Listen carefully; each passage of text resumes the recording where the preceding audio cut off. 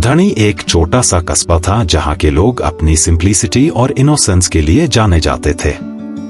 यहाँ सब एक दूसरे को अच्छी तरह जानते थे और हर कोई दूसरे की मदद करने को तैयार रहता था। इसी कस्बे में मन्नू नाम का एक चंचल लड़का रहता था। मन्नू की आदतें कुछ अजीब थी, लेकिन उसका दिल बहुत बड़ा था। उसकी एक खास बात थी, उससे आम बहुत पसंद थे। बस आम दे दो और मन्नू खुश हो जाता था। गर्मियों का मौसम था और आम का पेड़ तरोताजा आम से भरा हुआ था। मन्नू के मुंह में पानी आ गया। उसने सोचा, क्यों ना मैं एक आम तोड़ लूं? लेकिन पेड़ का सबसे मीठा आम सबसे ऊंचाई पर था। मन्नू ने तय किया कि वो उसी आम को तोड़ने चढ़ेगा। पेड़ पर चढ़ते वक्त मन्नू की मजाक मस्ती शुरू हो गई। पेड़ की एक शाख टूट गई और मन्नू धड़म से नीचे गिर गया। पूरा कस्बा उसकी चीखों से गूंज उठा। सब लोग दौड़कर आए और देखा कि मन्नू मिट्टी से लटपट पड़ा है, लेकिन शुक्र है कि उससे ज्यादा चोट नहीं आई थी। सब हंसने लगे और मन्नू भी मुस्कुरा दिया। उस दिन मन्नू को समझ आया कि कभी-कभी चीजों का इंतजार करना और सब्र रखना जरूरी होता है। हर चीज को पाने के लिए जल्दी नहीं करनी चाहिए, वरना मुसीबत भी हो सकती है। इस प्रकार मन्नू के पहले सफर ने उसे एक नया सबक सिखाया और पूरे कस्बे को एक अनोखी हंसी और मोरल दी गया। ये तो था पहला पार्ट। अगर आपको ये पसंद आया तो मैं अगले पार्ट्स लिखना शुरू कर सकता हूँ। धनी कस्बे में एक और सुबह हुई थी। सूरज अपनी किरणें फैला रहा था और हर जगह एक नया जोश था। मन्नू अपने दोस्त चीकू के साथ नदी के किनारे खेल रहा था। खेलते खेलते मन्नू को एक पुरानी घिसी पिटी टोपी दिखाई दी जो नदी के किनारे पड़ा था।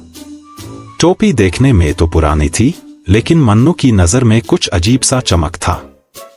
मन्नू ने टोपी को उठाया और अपने सर पर पहन ली।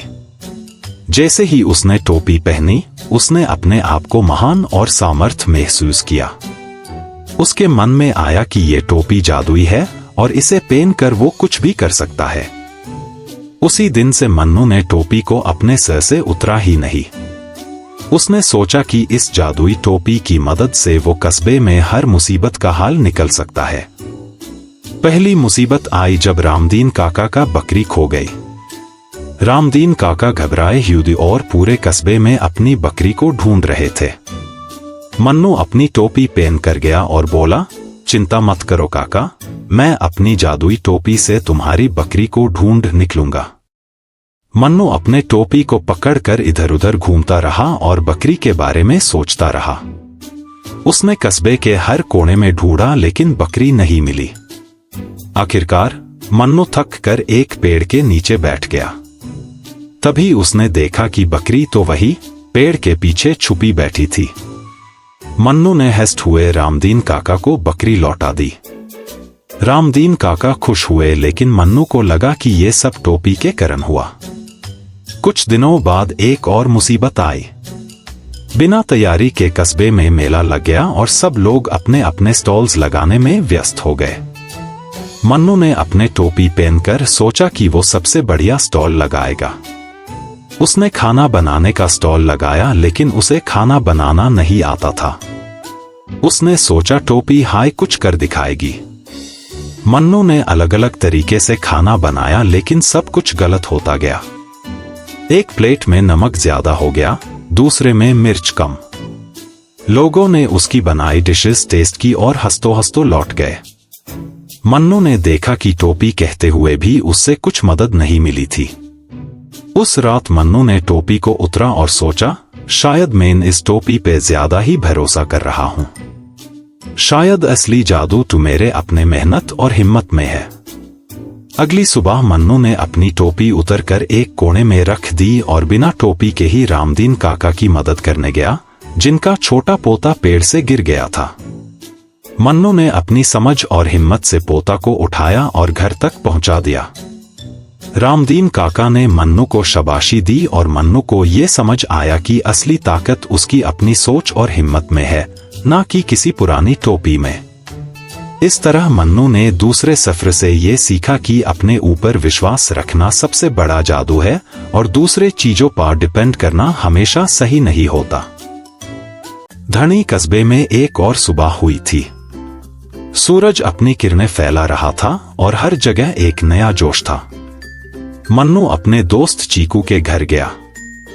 चीकू थोड़ा मोटा था और उसके दोस्त उसका मजाक उड़ाते थे। मन्नू को ये बात अच्छी नहीं लगती थी, इसलिए उसने सोचा कि वो चीकू की मदद करेगा ताकि वो फिट और हेल्दी हो जाए। मन्नू ने चीकू को कहा, चीकू, हम दोनों मिलकर एक एक्सरसाइज और डाइट प्लान बनते हैं। तुम देखना, तुम जल्दी हाई फिट हो जाओगे। चीकू पहले तो थोड़ा हिचकिचाया, लेकिन मन्नू के इंथुजियाज्म को देखकर वो मान गया। पहली सुबह ही मन्नू और चीकू ने नदी के किनारे जॉगिंग करना शुरू किया। मन्नू आगे आगे भाग रहा था और चीकू पीछे पीछे। थोड़ी देर के बाद चीकू थक गया और बोला, मन्नू, मुझे सांस नहीं आ रही, थोड़ा रुक जाओ। मन्नू ने हंसते हुए कहा, चीकू, अगर तुम थक जाओगे तो कैसे फिट बनोगे? चलो थोड़ा और भाग लो। चीकू ने हिम्मत जुटाई और फिर से भागना शुरू किया। ऐसे ही कुछ दिनों तक उनका जॉगिंग का सिलसिला चलता रहा। चीकू को धीरे धीरे आदत होने लगी, लेकिन उसके मन में एक शंका थी, क्या ये सब सच में काम करेगा? फिर मन्नू ने एक स्ट्रिक्ट डाइट प्लान बनाया। उसने चीकू को कहा, अब तुम्हें सिर्फ हेल्दी खाना खाना है, कोई मिठाई, कोई फास्ट फूड नहीं। चीकू ने मन मारकर ये बात मान ली, लेकिन हर रात वो अपने फेवरेट स्वीट्स को याद करता और उसकी आंखें भर आती। कुछ हफ्तों बाद एक रात चीकू से रहा नहीं गया। उसने छुपके से एक लड्डू उठाया और खाने लगा। मन्नू को पता चल गया और उसने चीकू को टोक दिया, चीकू, तुम ऐसे चीटिंग करोगे तो कैसे चलेगा? फिट होने के लिए तुम्हें डिसिप्लिन रखना पड़ेगा। चीकू को बुरा लगा और उसने अपने आप को और कास कर काम करने का वादा किया। लेकिन मन्नू के स्ट्रिक्ट प्लान से चीकू थोड़ा परेशान हो गया था। उससे मजा नहीं आ रहा था और वो थक गया था। एक दिन मन्नू को ख्याल आया कि क्या वो चीकू के साथ सही कर रहा है? क्या ज्यादा स्ट्रिक्ट होने से उसका दोस्त खुश नहीं है? मन्नू ने सोचा कि शायद उसने थोड़ा ज्यादा हाई प्रेशर डाल दिया है। मन्नू ने चीकू से बात की और कहा, चीकू, मैं समझ गया हूं कि मजा और हेल्थ दोनों जरूरी है। हम दोनों मिलकर ऐसा कुछ करते हैं जिसे तुम खुश भी रहो और फिट भी। मन्नू ने एक नया प्लान बनाया। इस प्लान में दोनों मिलकर साइकिलिंग करने लगे, कभी कभी स्विमिंग करते और कभी कभी गेम्स खेलते। उन्होंने अपने डाइट में भी थोड़ा बैलेंस रखा, हेल्दी फूड के साथ थोड़ा मिठाई भी रख ली। धीरे धीरे चीकू फिट होने लगा और उसका कॉन्फिडेंस भी बढ़ने लगा। उसने अपने आप को एंजॉय करते हुए फिट होने का मजा लिया। मन्नू को भी ये बात समझ आई कि एक्सट्रीम मेजर्स के बजाय बैलेंस और मॉडरेशन जरूरी है। इस तरह मन्नू और चीकू के सफर ने उन्हें ये सीख दी कि जिंदगी में बैलेंस होना चाहिए। हर चीज को एक्सट्रीम में नहीं लेना चाहिए, मॉडरेशन से ही हम खुश और हेल्दी रह सकते हैं। धनी कस्बे में एक और शानदार सुबह थी। सूरज की पहली किरणें गांव के खेतों पर पड़ रही थी और सब कुछ एकदम शांत और सुंदर लग रहा था। लेकिन आज सभी लोगों के चेहरे पर एक अजीब सी चिंता थी। गांव के पुराने बांध, गोडाउन से रात को अजीब अजीब आवाजें सुनाई दे रही थी। लोग कहने लगे थे कि बांध में कोई भूत आ गया है। ये बात सुनकर मन्नू का क्यूरियोसिटी बढ़ गया। उसने सोचा, भूत कुछ नहीं होता, मैं जाके देखता हूं ये आवाजें किस चीज की है। मन्नू ने अपने दोस्तों को बुलाया और उन्हें अपने ये सोच बताया। चीकू और उसके दूसरे दोस्तों ने पहले तो थोड़ा डर महसूस किया, लेकिन फिर मन्नू का हौसला देखकर वो भी तैयार हो गए। रात का इंतजार करने लगे। जब रात गहर आई और गांव के लोग सो गए, मन्नू और उसके दोस्तों ने टॉर्च लेकर पुराने बांध की तरफ रुख किया। बांध एक पुरानी, टूट फूट चुकी इमारत थी जहां कुछ सालों से कोई नहीं गया था। मन्नू और उसके दोस्तों ने दरवाजा धीरे से खोला और अंदर चले गए। अंदर जाकर उन्होंने देखा कि सब कुछ एकदम खामोश था। लेकिन थोड़ी देर बाद उन्हें एकदम से एक जोर से आवाज सुनाई दी। चीकू डर से कांपने लगा, लेकिन मन्नू ने उसका हाथ पकड़कर उससे शांत कराया।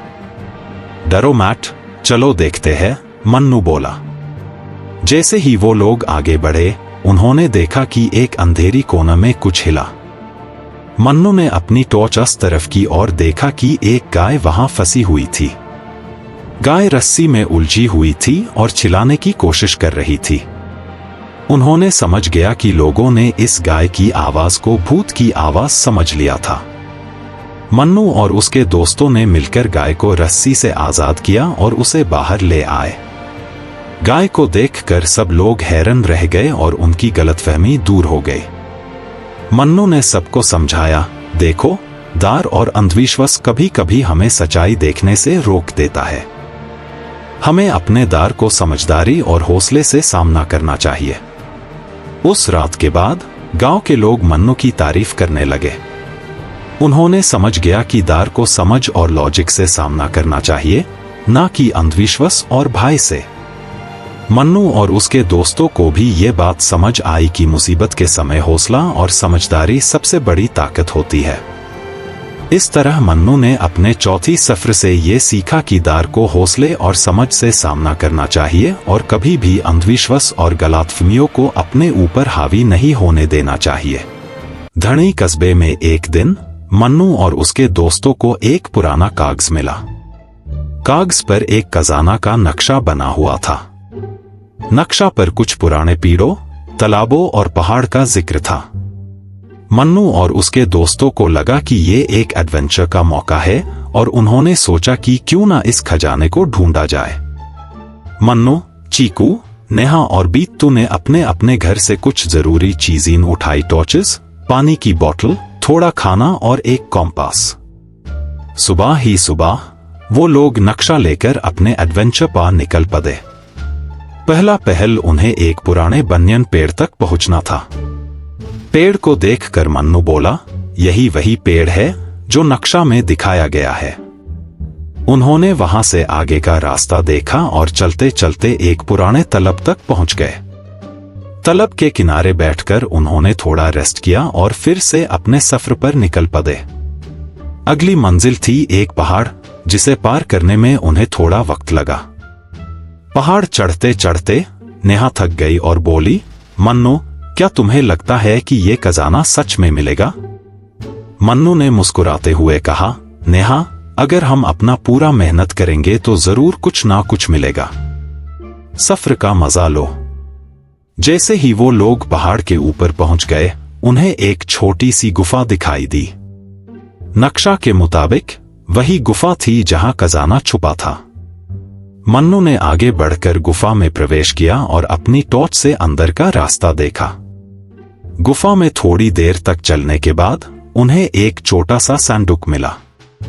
मन्नू ने संदूक को उठाया और सब दोस्तों के साथ मिलकर उससे खोला। अंदर कुछ पुराने सिक्के, एक किताब और कुछ ज्वेलरी थी। मन्नू ने सिक्कों और ज्वेलरी को देखा और सोचा, ये तो खजाना है, लेकिन इसका असली मूल्य क्या है? उसने किताब को उठाया और पढ़ने लगा। किताब में कुछ पुराने कहानियां और कुछ सीख भरी बातें थी। मन्नू को समझ आया कि यह खजाना सिर्फ धन दौलत नहीं, बल्कि ज्ञानकोश भी था। उसने अपने दोस्तों को बताया, यह खजाना सिर्फ इन सिक्कों और ज्वेलरी में नहीं है, बल्कि इस किताब में छिपी हुई ज्ञानकोश में भी है। हम इन चीजों को गांव के लोगों के साथ बांटेंगे और इस किताब से सबको सीख मिलेगी। मन्नू और उसके दोस्तों ने खजाना को लेकर गांव वापस आए और सबको दिखाया। गांव के लोग बहुत खुश हुए और उन्होंने मिलकर डिसाइड किया कि ये खजाना गांव के विकास और बच्चों के पढ़ाई के लिए इस्तेमाल किया जाएगा। उस किताब को सबने पढ़ना शुरू किया और उसमें छिपी हुई सीख से सबने कुछ ना कुछ नया सीखा। मन्नू को ये बात समझ आई कि असली खजाना सिर्फ धन दौलत नहीं होता, बल्कि ज्ञानकोश और सीख भी होती है जो सबको फायदा पहुंचती है। उस दिन के बाद धनी कस्बे के सब लोग एक दूसरे के और करीब आ गए और मिलजुलाई कर रहने लगे। इस तरह मन्नू और उसके दोस्तों के सफर ने गांव को एक नया रास्ता दिखाया और सबने ये सीखा कि असली खुशी और समृद्धि सबके साथ मिलजुलाई कर जीने और सीखने में है।